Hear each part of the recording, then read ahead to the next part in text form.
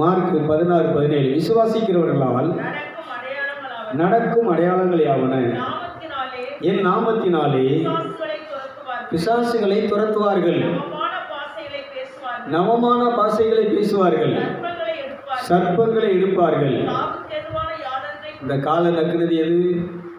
அவன் அந்த உருவத்தில் தான் வாரான். வந்து நல்லா நீ கவனிங்க, என் உயிரே அந்த நேரம் அங்கே கொஞ்சம் கொஞ்சமாக போகிற மாதிரி இருக்குங்க. உயிர் போகிற மாதிரியே இருக்குது. உயிரே ஜீவன் இல்லாத மாதிரி நான் என்ன செஞ்சுட்டு இருக்கிறேன்னா அந்த இதில் கிடந்து அதை உதஞ்சிக்கிட்டு மிதிச்சிட்டு கிடக்கிறேன். காலை மிதிச்சிக்கிட்டு உதஞ்சிட்டு அப்படியே மிதிச்சிட்டு துள்ளிக்கிட்டு இது பண்ணிட்டு கிடக்கிறேன். எத்தனை மணிக்கு? ஒரு 10 மணிக்கு யுத்தம் இந்த பைக்கிங் நடந்துட்டு இருக்கு. அப்போ தான் அந்த மிதிச்சு இது பண்ணும் அந்த சர்ப்பங்க இந்த வார்த்தை எனக்குள்ளே ஓடிட்டே இருக்கு. இந்த வார்த்தையை வச்சே என்ன அப்படின்னு சொன்னால், உன்னை மேற்கொள்கிறேன், உன்னை மிதிக்கிறேன், உன்னை தோற்கடிக்கிறேன், நீ என்னை ஜெயிக்க முடியாது.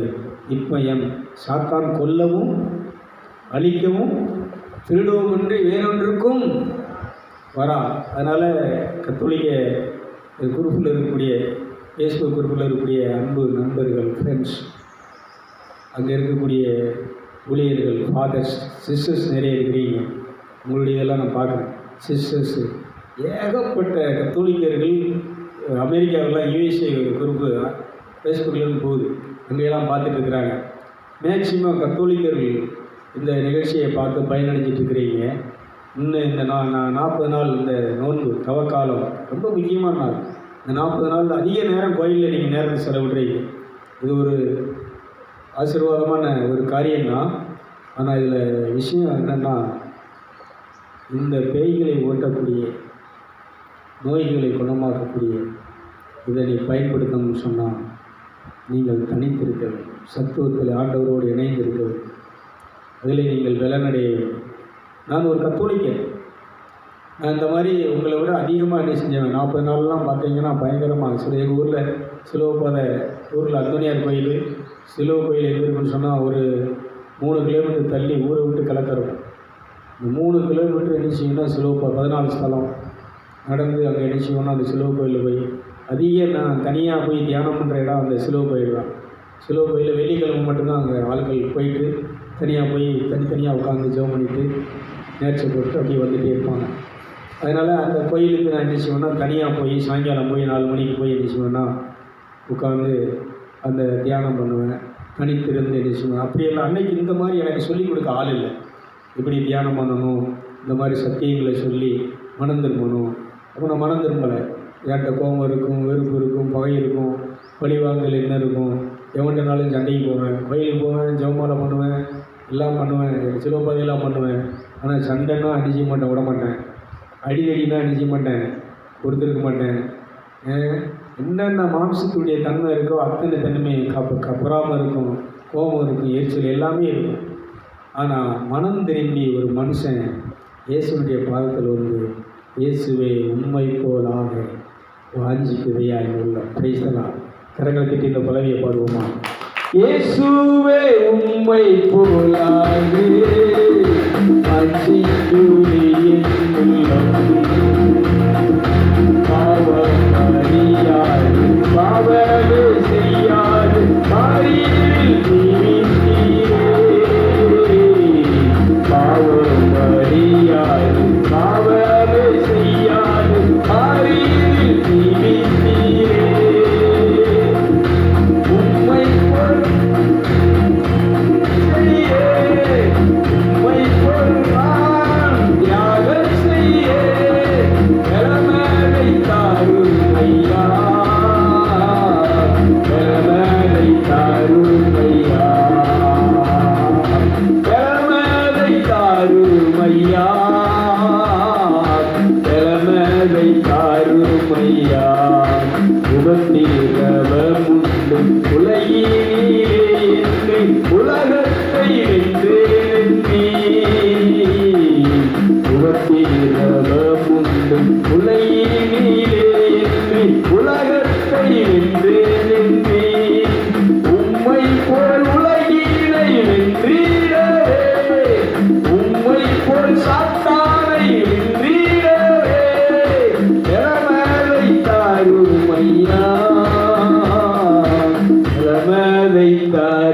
ஐயா பிரைசலாம். அதுக்கப்புறம் இந்த இதெல்லாம் குறைச்சி என்ன செஞ்சேன்னா உட்கார்ந்து உம்மை போல எனக்கு விளக்கை தாரும். அப்போஸ்தலர் 10:38 சொல்லுகிறது, நசரேயனாகிய இயேசுவை தேவன் பரிசுத்த ஆவியினாலும் வல்லமையினாலும் நிரப்பி கடவுள் அவரோடு கூட இருந்து பேய்களை ஓட்டி நோய்களை குணமாக்கி அவரிடத்தில் வந்த தேவை நிறைஞ்ச அத்தனை பேருடைய தேவைகளையும் சந்திக்கிறாராக இயேசு இந்த உலகத்திலே வாழ்ந்து கொண்டிருந்தார், நடந்து கொண்டிருந்தார். கைது பார்ப்போம். இயேசு நல்ல கரகத்தை நல்ல கைதை விஷயம். நம்ம பிச்சைக்காரங்களாம் அன்னன்னைக்கு இப்படி வேலை பார்த்துட்டு கஷ்டப்பட்டுக்கிட்டு வலி எடுத்துக்கிட்டு வேதனை எடுத்துக்கிட்டு சண்டை போட்டுக்கிட்டு பிரச்சனை பண்ணிக்கிட்டு இப்படி மத வழிபாடுகளை பண்ணிகிட்டு இருக்க முடியாது. இயேசு நம்மளை என்ன அதுக்காக அவர் பாடுபடலை, அதுக்காக அவர் சிலுவையில் மறிக்கலை, அதுக்காக ரத்த சொன்ன, அதுக்காக ஒரு மனு அவதாரம் எடுக்கலை. அவரை போல் நீங்களும் நான் என்ன செய்யணும்? வாழணும். அவரை போல் மாறணும். அவரை போல் பேய்களை ஓட்டணும். அவரை போல நன்மை செய்து நல்லவர்களாக ஞானிகளாக புனிதர்கள். இதுக்கப்புறம் தான் புனிதர்களுடைய வரலாறை படித்த ஆரம்பித்தேன். இப்போ தேவசாயமில் வடக்கங்குளம் அந்த சபையில் நம்ம ஆட்சி சபையில் தான் அவர் என்ன செஞ்சார்? கிறிஸ்தவராக சபை மெம்பராக என்ன செஞ்சார்? சேர்ந்திருந்தார். சாமியார் தான் ஞானஸ்தானம் கொடுக்குறார். ஆனால் அந்த சபையிலே அவர் தனித்து கடவுளோடு உறவாடி கடவுளோடு நெருங்கி கடவுளோடு பல மணி நேரம் செலவிட்டு அந்த உன்னத வல்லமையை இயேசு பெற்ற அந்த பரிசுத்தாவின் ஞானசனத்தை அபிஷேகத்தை பெற்று சாத்தானை துரத்தி கொண்டிருந்தார். கைதுக்கு அந்த ஜார்ஜியார் நல்ல கைது. நீங்களும் நானும் அதை போல தான் சொன்னேன். இந்த ஜார்ஜியாரை போல், அந்தோனியாரை போல், சபரியாரை போல், இந்த புனிதர்களை போல் நான் என்ன செய்யணும்னு சொன்னால் இயேசுவை போல வாழணும்னு சொன்னால் இப்படி தனித்திருந்து. அதனால் கோயிலுக்கு தான் போகணும். ஆர்சி கோயிலுக்கு போவேன், அந்தோனியார் கோயிலுக்கு போவேன், உட்காருவேன். அங்கே இந்த பூசையில் என் பாட்டில் கண்ணை மூடி புருவமூர்த்தியை தூக்கி, அப்போ புருவமூர்த்தி தூக்குதெல்லாம் கிடையாது, கண்ணை மூடி உட்காந்து இப்படியெல்லாம் ஜெபம் பண்ணுவேன். எல்லா ஜெபமலையும் எல்லாம் பண்ணுவேன். இந்த மாம்சத்தினுடைய செயல்கள் என்ன செய்யாது. அப்புறம் வந்து பெந்தைக்காசுக்காரங்க கூட்டம் நடத்துகிறாங்களே, அது வந்து அப்படி கொஞ்சம் இதான் நல்லா இது பண்ணுறாங்களே, அங்கேயும் இந்த கூட்டங்களில் போவோம் அப்படின்னு கன்வென்ஷன் கூட்டாங்க. அங்கே போனாலும் இது எல்லாம் அப்படி தான் இருக்கும்.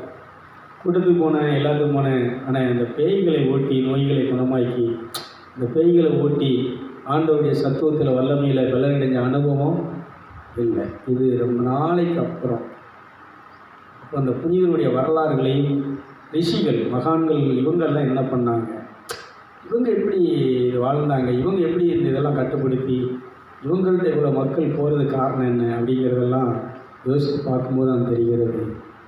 அவங்க என்ன பண்ணாங்கன்னா அந்த கடவுளோடு உட்கார்ந்து பலி செலுத்த ஆரம்பித்தார்கள். இந்துக்கள் யாகம் அந்த எண்ணெயை ஊற்றி பலி செலுத்தி அந்த யாகங்களை எழுப்பி அந்த அக்கினி வந்து என்ன செய்யும்?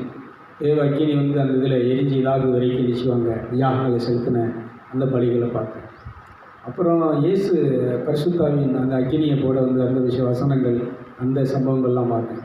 பெந்தேகோஸ்து திருநாள்லேருந்து அந்த அன்னை மரியாதை 120 பேரும் அந்த நெருப்பு ஞானஸ்தானத்தை பெற்றதுக்கப்புறம் அவங்க பலனடைஞ்சு அவங்க பேய்களை ஓட்டி நோய் அங்கே தான் சபையை கிறிஸ்தவமே அங்கே தான் நிச்சயது ஸ்டார்ட் ஆகுது. அப்போ முதல் கிறிஸ்தவங்க எல்லோரும் பரிசுத்த ஆவியில் நிரம்பி மனம் திரும்பி இந்த ஆண்டவராக இயேசு கிறிஸ்துவை ஏற்றுக்கொண்டு அவருடைய பாடுகள் அவருடைய ரத்தம் நம்ம பாவத்தை நீக்கி சாவத்தை நீக்கி செத்துப்போன ஆன்மா உயிர்ப்பித்ததுன்னு சொல்லி அந்த மாதிரி அவங்க நாளுக்கு நம்ம இன்றைக்கி 40 நாள் தான் போவோம். இந்துக்களுக்கு 40 நாள் மாலை போட்டு கோயிலுக்கு போய் அதோடு நிறுத்திடுவாங்க. மற்ற பாத யாத்திரை கொத்த நாள் போவீங்க, அதோடு என்ன செய்வாங்க சொல்லுங்கள், நிறுத்திடுவாங்க. ஆனால் இது என்னென்னா எல்லா நாளும் இரவும் பகலும் எல்லா நேரமும் வேலை பார்த்துட்டு இருக்கும்போதும் நடக்கும்போதும் பேசும்போதும் வேலை செய்யும்போதும் எல்லா நேரத்திலும் இந்த மாசற்ற ரத்தத்தையும் இந்த வசனத்தையும் இவங்க பயன்படுத்தி ஆவியிலே அனலாக இருந்தார்கள். ஆவியிலே நிறைந்து பேய்களை ஓட்டினார்கள். நல்ல கைது பண்ணி இந்த புனிதர்களுக்கு நல்ல ஒரு கைதிக்கு நம்ம புனிதர்களை பரிசுத்தவான்களை என்ன செய்யலாம், வாழ்த்துக்களேன். இன்றைக்கி அவங்க தான் எனக்கு துணையாக இருக்கிறாங்க. அவங்க தான் இன்றைக்கி இப்போ நீங்கள் இன்றைக்கி சிலுவைப்பாதை நீங்கள் என்ன செய்யலாம், எப்படி நடந்து நீங்கள் போயிட்டு அந்த சிலுவைப்பாதை முடிச்சுட்டு வரலாம். ஆனால் அங்கே தூதர்கள் இருப்பாங்களான்னு சொல்ல முடியாது. ஆனால் பேய்களை ஓட்டி நோய்களை குணமாக்கி தேவன் எங்கே இருக்கிறாரோ அங்கே யார் இருப்பார்னா தூதர்கள் இருப்பார்.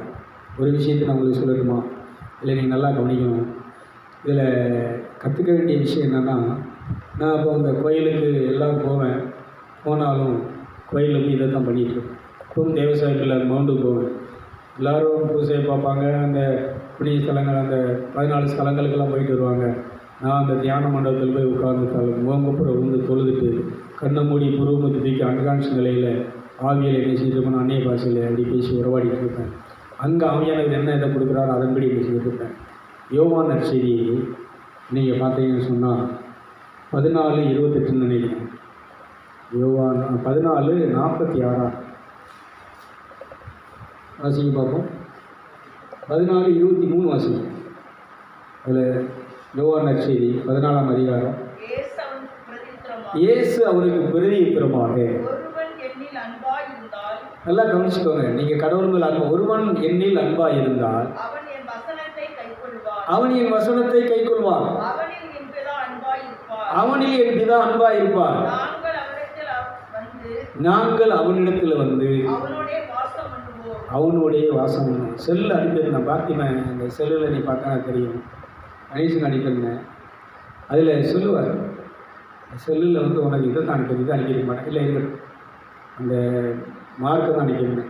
இப்போ நீங்கள் நல்லா கவனிக்கணும், ஒருத்தன் என் வார்த்தைகளை, இப்போ அந்த மார்க் 16-17 யாருடைய வார்த்தை? யார் சொன்ன வார்த்தை? இந்துனியார் சொன்ன வார்த்தையா? இயேசு சொன்ன வார்த்தை.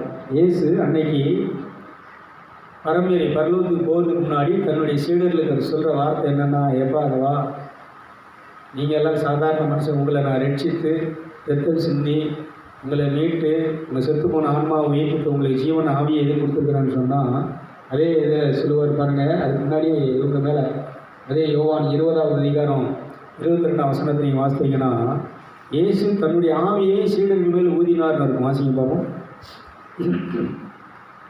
20 அவர்கள் மேல் ஊதி பரிசுத்த ஆவியை பெற்றுக்கொள்ளும். அதனால் நிறைய விளக்கரை செலுத்துகிறோம், நிறைய நேரத்தை கோயிலில் செலவு பண்ணுறோம், செவக்கூட்டங்களில் பண்ணுறோம்.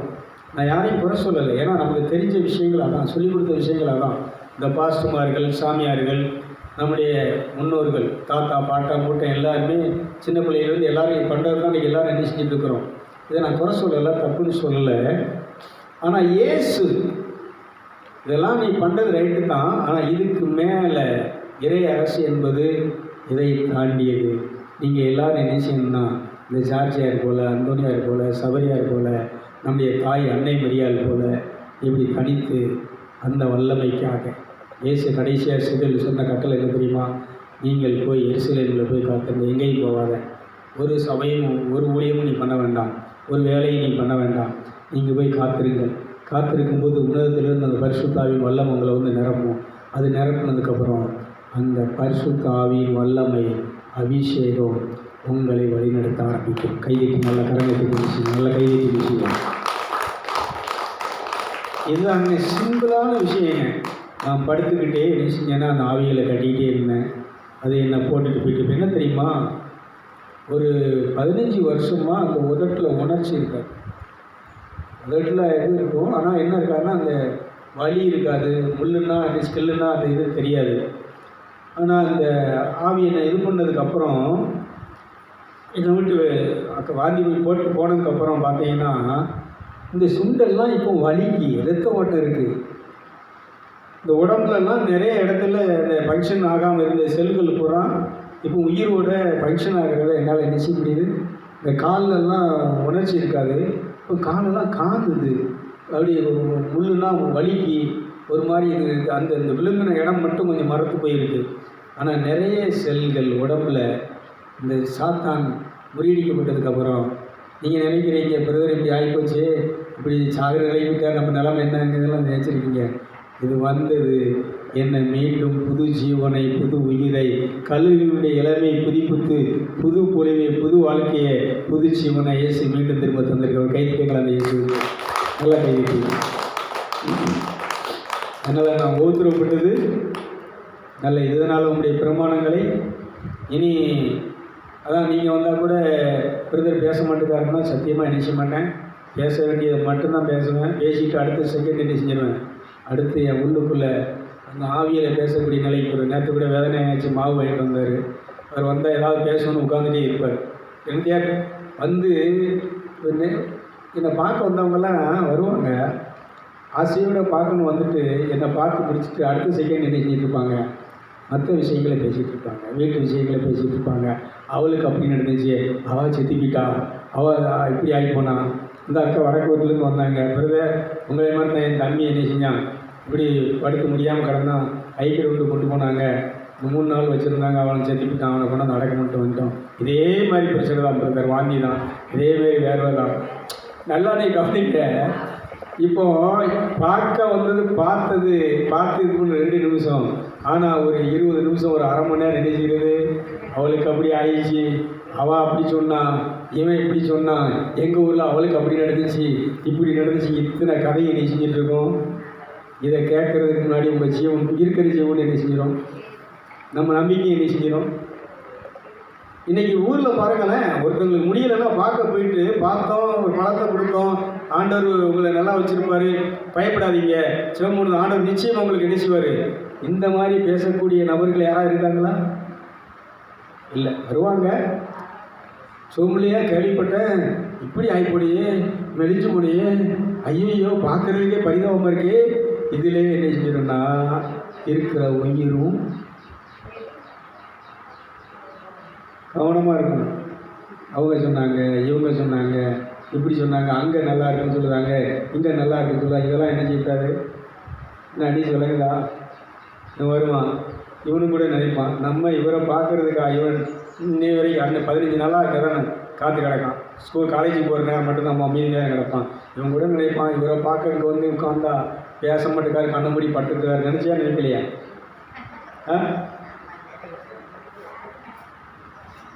எல்லாரும் நினைப்பாங்க, நம்ம இவரை பார்க்க வந்திருக்கோம், இவருக்கு கண்ண மூடி பேசாமல் நெஞ்சு அடைக்காரு. ஏன்னா எனக்கு தெரியுது, இவங்கள்ட்ட பேச பேச என் ஜீவன் தான் நிச்சயம் ஜீவன் கிடைக்காது. அப்போ நான் என்ன செய்கிறேன்னா, கண்ணை மூடி உள்ளே உட்காந்து ஆவியில் என் ஜீவன் உள்ள தேவனோடு ஜீவனை தந்தீர், உள்ளுக்குள்ள உணர்வில் என்ன செஞ்சுருக்கிறேன், பலனை தந்தீர், வல்லமை தந்தீர் சொல்லிட்டு என்னை கைதிட்டு நம்ம ஒரு நல்லா பழகிட்டோம். அந்த பிளேஸ் பாஸ்டர் வந்து ஜெபம் பண்ணார், சோத்திராண்டவர் சோத்திரம்பா, ஊழியக்காரனுக்கு இப்படி ஒரு ரொம்ப முடியாத நிலையாக ஆகிப்போச்சு. இந்த ஜெபத்துக்கெல்லாம் என்ன கிடையாதுன்னா, எந்த அன்றைக்கி யார் வேலை செஞ்சிட்ருக்கா அதனால் அந்த பாஸ்டர்மார் வந்து ஜெபம் பண்ணுறாங்க, நல்லது தான். ஆனால் ஜெபத்துக்கு அந்த ஜெபத்துக்கு என்ன இல்லை, அது நீங்கள் புரியும். எந்த பாஸ்டர் இந்த மாதிரி உயிரை கொடுத்து ஒரு பிசாசை யுத்தம் பண்ணுறது அப்படின்னு சொன்னால், நீ ஆன்மீகத்தில் இருக்கணும், ஆவியில் வளர்ந்துருக்கணும், பரிசுத்தாவியில் நிறைஞ்சிருக்கணும். பரிசுத்தாவியில் நிரம்பி வந்து சொல்லணும், ஏய் இவன்றிருந்து வெளியில் வா, இனி நம்ம மினிஸ்ட்ரியை பாருங்கள், படுத்து கிடக்கணும், ஏய் ஆவியில் நிரம்பி இயேசுவை கொண்டு வந்திருக்க எளிமையை நடனா நிச்சயம் நடக்கும். அலைநீரில் பழனிசாமி சொன்னார், ஒரு அக்கா வந்து சொல்லிச்சான், அந்த பிறவிற்கா இப்படி முடியாமல் படுத்துட்டாரு, அவர் துண்டை தூக்கி வீசினார்னா அந்த அத்தனை கூட்டமும் செவ்வக்கூட்டத்துக்கு வந்து நாங்கள்லாம் என்ன செஞ்சுக்கிறோம், விழுந்து கிடப்போம். அவர் பாடின பாட்டு சத்தம் கேட்டுச்சுன்னா ஊரில் இருந்து நடந்து நினைச்சுவோம், ஓட்டமாக சென்டருக்கு போவோம். அப்படி இருந்த அந்த மனுஷனாக விழுந்து நெஞ்சு கிடக்காரு, முடியாமல் சாவுனவே கிடக்காரு அப்படின்னு அவர் சொல்கிறாரு. பிரதர், இந்த அம்மா வந்து இப்படி என்ன செய்யுது, உண்மைதான், உங்களுக்கே தெரியுங்களா, இந்த சாலை தூக்கி போட்டு என்ன செய்யும் சொல்லுங்களேன். பொய் கிடையாது. என் யூடியூப்பில் 640 வீடியோ கிடைக்கு. அதில் நீங்கள் ஃபஸ்ட்டில் ஒரு போட்ட வீடியோவில் பார்த்தீங்கன்னா, அது இந்த மேரேஜ் எடிட்டிங் பண்ணும்போது அதெல்லாம் உங்களை ஜாயின் பண்ணியிருப்பாங்க.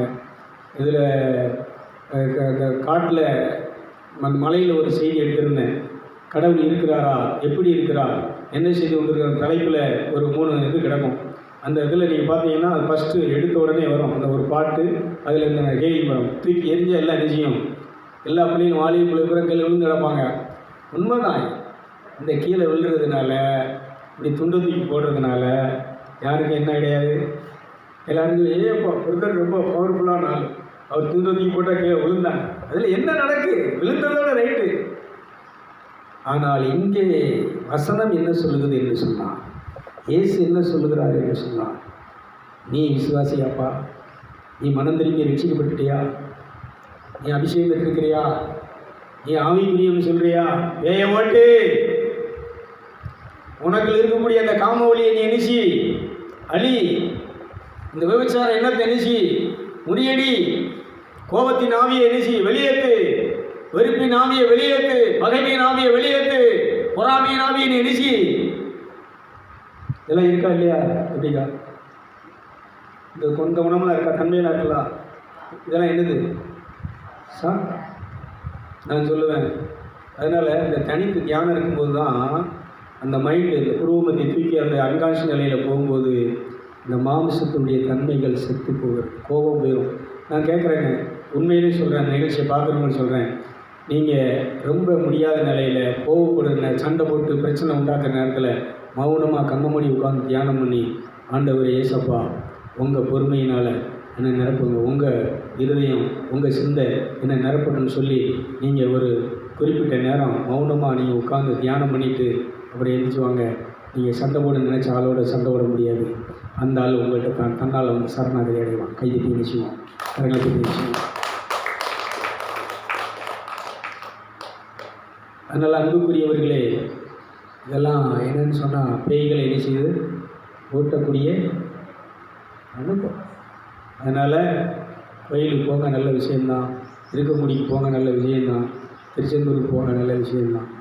பேயை ஓட்டணும்னா, சாத்தானை மேற்கொள்ளணும்னா இயேசு கிறிஸ்துவை இரட்சகராக ஏற்றுக்கொண்டு மனம் திரும்பி, இதுவரைக்கும் அதான் சொல்கிறேன், மனசு பூரா சிலுவை பாதை பண்ணுறதுலேயும், பாத யாத்திரை போகிறதுலேயும், செவ கூட்டத்துக்கு போகிறதுலேயும், கன்வென்ஷன் கூட்டத்துக்கு போகிறதுலேயும், மற்ற வீட்டு வேலையை பார்க்குறதுலேயும், வீடு சந்திக்க போகிறதுலேயும், ஊழியம் பண்ணுறது என்ன இருக்குது. ஆனால் நம்ம என்ன செய்யலை?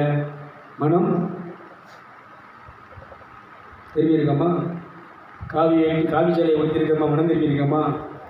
எல்லாம் பார்க்கணும். எல்லாம் யோசித்து நம்மளை பரிசோதித்து பார்த்து, அதுதான் ஆத்ம பரிசோதனைங்கிறது. தாழ்த்தி வளர்த்து ப்ரோக்ராம் நடக்கிறேன்னு மனம் திரும்பி இருக்கேன்னா, இந்த மாசற்ற ரத்தத்தை பயன்படுத்தி பிசாசை திறப்பு, இதெல்லாம் நான் பண்ணிகிட்டு இருக்கிறேன் 30 வருஷமாக. இன்னொன்று இந்த சாட்சி சொல்லி பிடிக்கிறதுக்கு முன்னாடி சொல்கிறேன். எங்கள் குடும்பத்தில் 21 தேவதைகள் எங்கள் அப்பாட்ட இருந்தது. காளி, மாரி, சுடலை, கருப்பன், சுப்பன், அவர் சொல்கிற அந்த பேர்கள்லாம் பார்த்தா பட்டாணி, மிகப்பெரிய சக்தி வாய்ந்த உலக ரீதியான அந்த அதுகளுக்கு அணிசிவர்னு உச்சரித்து பயன்படுத்துவார். இதுக்கெல்லாம் கிட்டே போக முடியாது. இவர் போய் ஒரு கோயிலுக்கு ஒரு நடக்க சாமியை ஆடிட்டு இடத்துல போய் எங்கள் அப்பா நின்னார், நாங்கள் சாமி ஆட முடியாது. ஒரு மந்திரவாதி வந்து ஒரு வீட்டில் ஏதாவது பண்ணி தொழில் பண்ணிட்டு இருக்கிறான்னு இவர் போய் நின்னார்னா அந்த மந்திரவாதி என்ன செய்யாது? படிக்காது, ஒன்றுமே நடக்காது. இந்த அவரை போக சொல்லுங்க அப்படிமா. அதேமாரி அவர் ஒரு துண்டை தூக்கி உதறி ஒருத்தர் சாப்பிடாமல் கிடக்கிறான்னு இது பண்ணால் அவன் என்ன செய்வான்? சாப்பிடுவான். நாயை குலைக்கிற நாயை துண்டை தூக்கி உதறிட்டு அந்த நாயை பிடிச்சி ஆட்டுக்குடியை தோலை தூக்கி போடுறது மாதிரி தோலை தூக்கி போட்டுருவார். நாய் என்ன செய்யாது? ஒரு வாரம் தான் கிடக்கு செத்து. எங்கள் அப்பா சாதாரண இருக்கிற, ஆனால் யாருக்கும் கேடுகள் நினைக்க மாட்டார். யாருக்கு வேணாலும் உதவி செய்வார். ஊரில் உள்ள எந்த ஃபங்க்ஷன்னாலும் அவங்களுக்கு போய் பெரிய சமையல் வாங்கி அனுப்பிச்சுவார். அவர் தான் அந்த சமயக்காரன். இங்கே இந்த அலைநேச்சனை பக்கத்தூருக்குள்ளே எல்லோரும் சொல்லுவாங்க, காய்கறி நம்ம போட்டிருப்போம், அந்த இதெல்லாம் பிடிங்கி எழுதிடுவார். இப்போ இந்த பூசணி கிடக்குன்னா பிடிங்கி எழுதிடுவார். மாமா இந்த ஒரு காயை கொண்டு போய் குழம்பு வச்சு சாப்பிடுவார். பண்டம் வடை வாங்கிட்டு வருவார். பார்த்த உடனே தான் இந்த வடையை சாப்பிட்டு கொடுத்துருவார். எல்லாருமே சொல்லுவாங்க, ஏன் அந்த பெரிய மனுஷனாயா, அவர் எது இருந்தாலும் கொடுத்துருவாரியா. ஆனால் அவர்கிட்ட அந்த ஆவிகள் பூரா விளைஞ்சி, அந்த ஆவிகளை பூரா பயிற்சி பண்ண அவர் சொல்லுவார், இலே நீ இந்த இயேசுவின் பேரால் இந்த ஆவியலை கட்டினவுடனே என்கிட்ட உள்ளதுக்குள்ள ஆடு மாடு மாதிரி ஓடுதுடா அப்படின்பார்.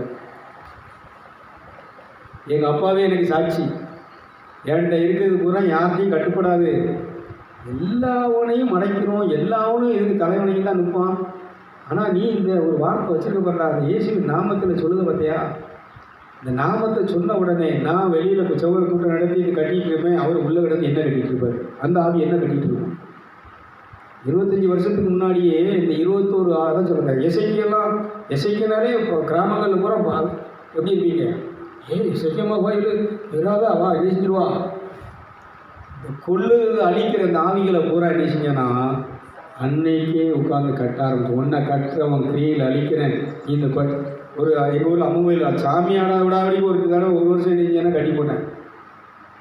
எங்கள் தாத்தாவும் பாட்டி தான் ஆடுவான். அவங்க சொல்லுவான் இந்துக்கு, அவங்க சொல்லுவான், ஏன் பேரப்பில்லை இந்த பிள்ளைலாம் கட்டிட்டான் பேரப்பில்லை, சாமி என்ன செய்யலை, என்ன செய்ய கொட்டடிக்கு ஆடுன்னு ஆடி என்ன சொல்லிட்டு உடம்பெல்லாம் வலிக்கு விட்டு இந்த ஆவி இந்த மல்லு கட்டி இது பண்ணிச்சு பார்த்தீங்களா.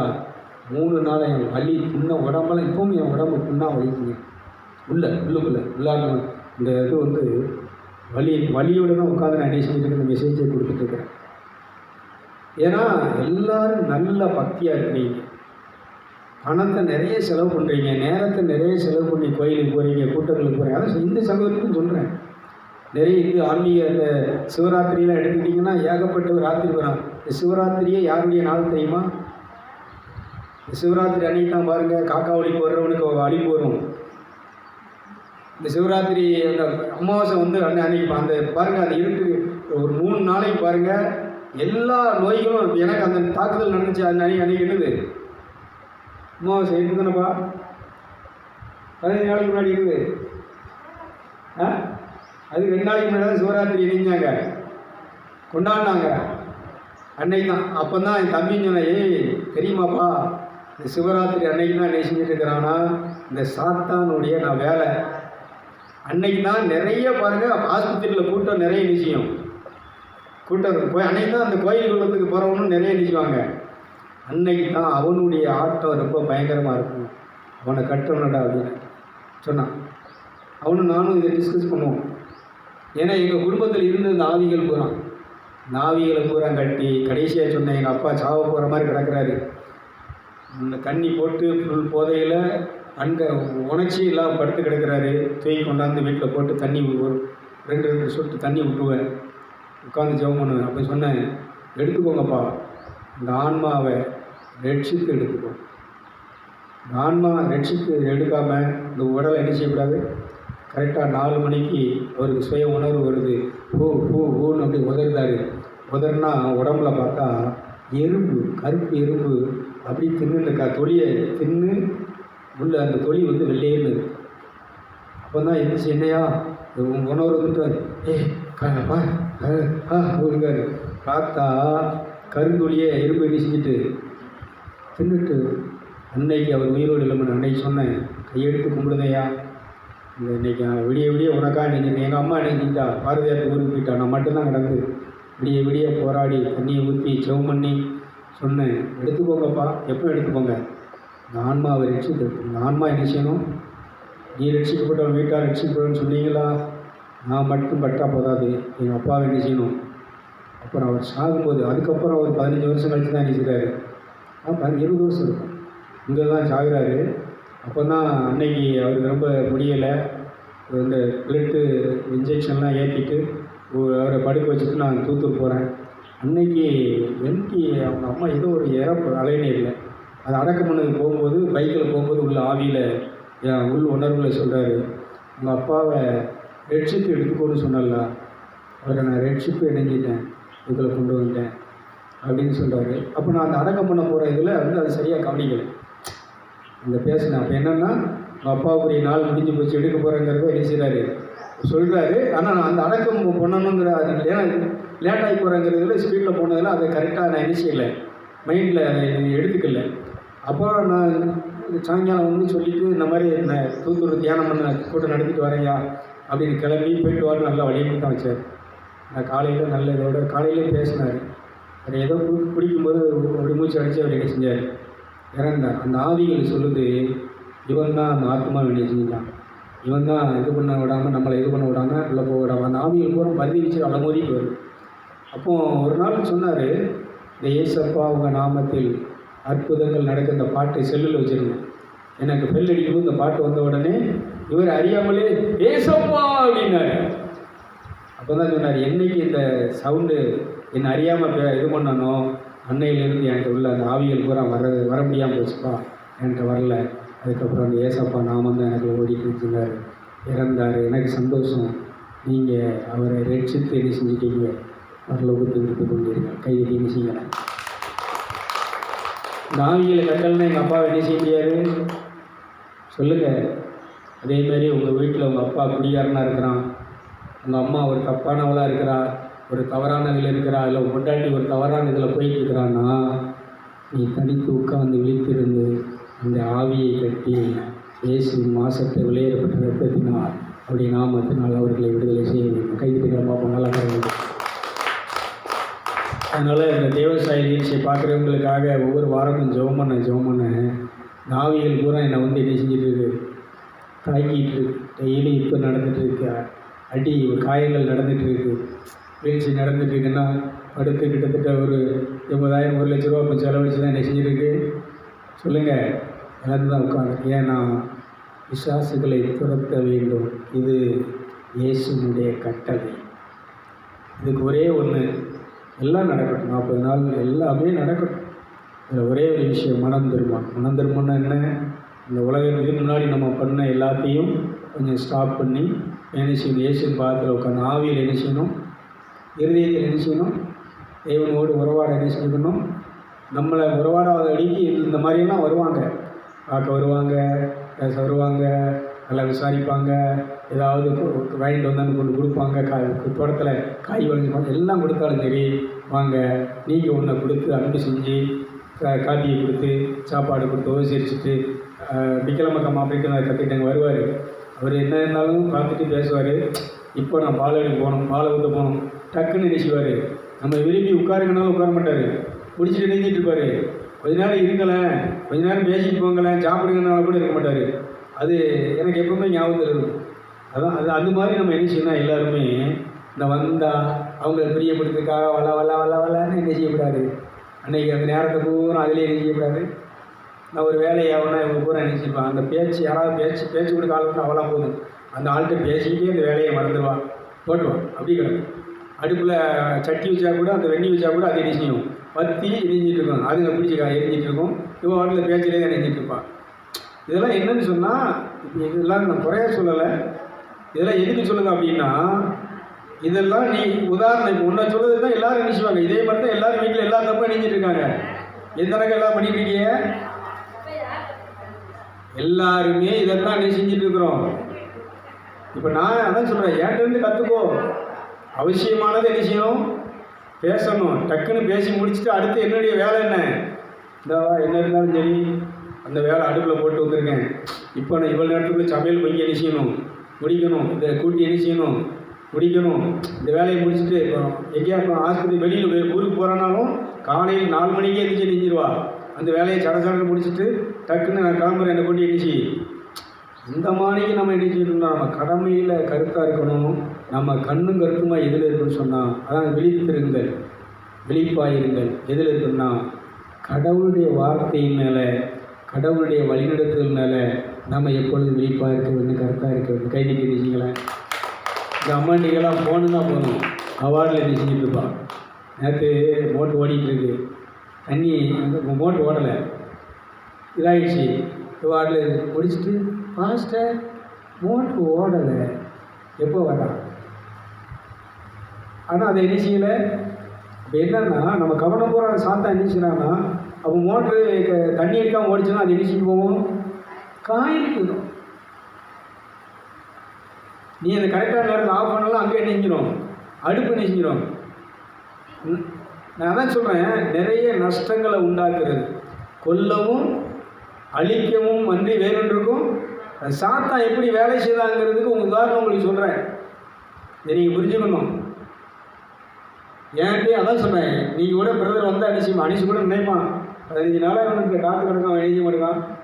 உங்களுக்கு கொஞ்சம் கூட வரணுப்போ வந்துட்டியா, வாங்கிட்டு வந்தியா, ரைட், அது வெட்டியா, அது பாக்கியா பாரு, அவ்வளோதான். அதுக்கு மேலே என் மாதிரில கண்ண நினைச்சுப்பேன். உட்காந்தா பேசிக்கிட்டே இருப்பான். அங்கே போனோம், அங்கே போனேன், அது எல்லாம் அவங்க மனசில் இருக்குமா நினைச்சிட்டு இருப்பான். நான் என்ன சொல்கிறேன்னா, ஆவிக்குரிய பிள்ளைகள் இந்த வார்த்தையின்படி என்ன செய்யணும்னா, அதான் சொன்னேன், ஆவிகள் என்ன செய்யணும், கட்ட போய் எங்கள் அப்பாவை என்ன செய்ய முடிஞ்சு, இந்த முத்திகள் என்ன செய்ய முடியும், கொண்டு போயிடுச்சு. நீ ரட்சிக்கப்பட்டால் வீட்டார் என்ன செய்யணும். நான் சொன்னேன், தேவசாய நிகழ்ச்சியை பார்க்குற மக்களுக்காக நீ பலியாக இருக்கிற பாடுபடுறதை செஞ்சிருக்கிறேன். அது வீண் போகக்கூடாது. என்ன பண்ணணும், இந்த உலகம் வந்து இருக்கக்கூடிய 5 கண்ட மக்களும் ரட்சிப்படைவதற்காக என்னையும் உன்னுடைய பலிகளோடு பாடுகளோடு என்னை செய்கிறேன், அர்ப்பணிக்கிறேன், ஒப்படைச்சி இந்த ஊழியத்தை என்ன செஞ்சுருக்கிறேன். நான் அந்த இதை என்ன பண்ணிகிட்டு இருக்கேன். அதனால் அந்த நிகழ்ச்சியை பார்க்குற அன்பு நெஞ்சங்கள், கத்தோலிக்க ஃப்ரெண்ட்ஸ், நண்பர்கள், அங்கே இருக்கக்கூடிய இந்த இன்றைக்கி 40 நாள் பண்ணக்கூடிய நீங்கள் இந்த 40 நாள் கொஞ்சம் இப்படி பண்ணி பாருங்கள். ஆவியில் மௌனமாக உட்காந்து ஆண்டவரோட நடக்கும்போது, படுக்கும்போது, சாப்பிடும்போது, எழுந்திருக்கும்போது, இதை உபாகமத்தில் 6ஆம் அதிகாரத்தில் 6ஆம் வசனத்தில் சொல்லுவார். நீ இது இரவும் பகலும் வீட்டில் நினைச்சி பயன்படுத்திட்டே இரு. போகும்போது பைக்கில் போகும்போது பயன்படுத்து, காரில் போகும்போது பயன்படுத்து, நீ வேலைக்கு போகும்போது, விவசாயம் பண்ணும்போது பயன்படுத்து. அத்தனையும் உன்னை வேலையிடத்தை பாதுகாத்து உன்னை பரலோகத்தில் இந்த தேவ ராஜ்யத்தில் சேர்க்கும் என்று சொல்லி நிகழ்ச்சி ஆசீர்வதித்து இந்த செய்தியை நிறைவு செய்கிறேன். Praise the Lord.